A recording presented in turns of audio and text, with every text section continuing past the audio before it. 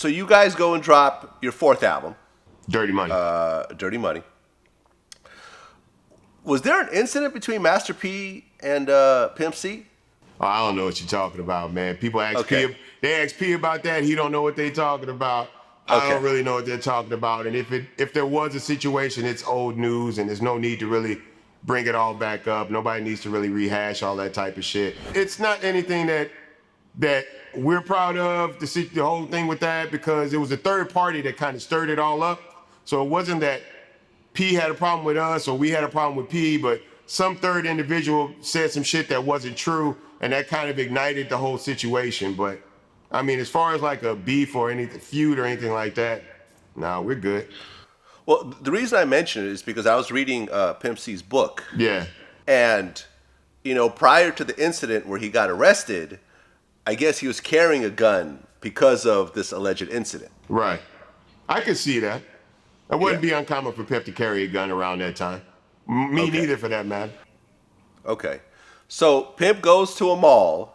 Yes. He gets into an argument with like a girl and a couple girls and a guy or whatever else. Right. Can you explain in your own words in terms of what happened? Well, I wasn't there, but from what I was told, he was in the store shopping. So people walked up, trying to talk shit or whatever. And he was like, yo, I ain't trying to hear that shit right now. And then one of the people reached into a bag. So he didn't know what they were going for. So that's when he pulled his shit out. And that's kind of what happened with that situation. And, the cops caught him before he even got in the parking lot before he got to the car. Right. And I guess even though he didn't actually hit anybody, he was charged with aggravated assault. Yeah, just for the whole point of pulling the gun out. Right. And then he ended up doing how many years? Well, he actually got probation for that because it was a nonviolent situation. But he ended up violating because he didn't want to go to probation. So he went to probation, and they sent him to like what do you call where they keep horses at? Stables.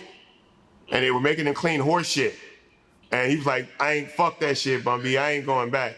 I'm not doing that shit no more.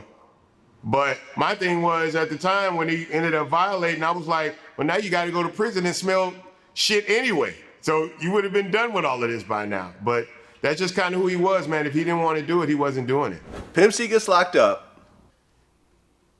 And even though the record label did not, believe in you as a solo artist, you started just going crazy and you were showing up on everybody's album. I remember that's when you and I met. You were like guest appearance on everybody. Well, there was a clause in the UGK contract at the time that said if one of us died or went to jail, the other person can get another partner and still record as UGK at a reduced rate. And I was like, I'm not recording with nobody, you know what I'm saying, else. And there were a lot of people initially who were like telling me, man, I should just go on with my career. Pimp's going to prison, because at the time he had 7 years. And there was no saying that there would be anything there for us when he came home. But I was like, I'm not going to leave this guy at his, at the worst time in his life. And I'm going to do my best to make sure that there's something there for him when he comes back home. And we actually had, at the time, I was watching the whole Free Yayo. That was happening at that same time when Tony Yayo was locked up in G Unit and Eminem and everybody were wearing the Free Yayo shirts and screaming Free Yayo on the record. So I just kind of took a cue from that and started doing Free Pimp C. So I had a guy who was making me custom shirts all the time, and I would just wear the custom shirts.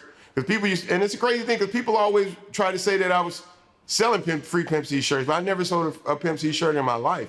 You know what I'm saying? Because it was easy for me to just go and make a shirt, and I wasn't really into merch or anything at that time like that. I just wanted to make sure whenever people saw me, that they saw that. And then for the people that kept saying you should go on with your career, I was like, nah, this UGK for life. You know what I'm saying? Mm-hmm. I even got the tattoo, UGK for life, on me. Well, speaking of G Unit, you actually recorded with 50 Cent on the song As the World Turns. Yeah, and this was before the whole G Unit thing. He was still a solo artist. He was with Tone and Poke back then with Trackmasters.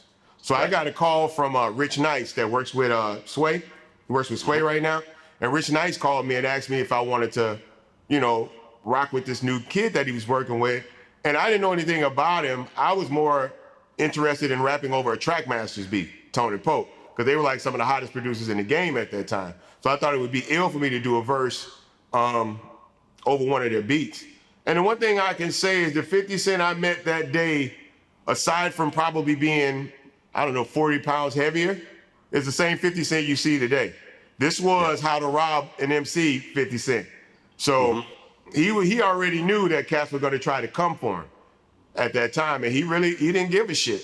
This was before this was before the stabbing, this was before the shooting, this was all of that. And I kept saying, like, man, I wonder what this dude's gonna probably chill the fuck out after getting shot 9 times, man.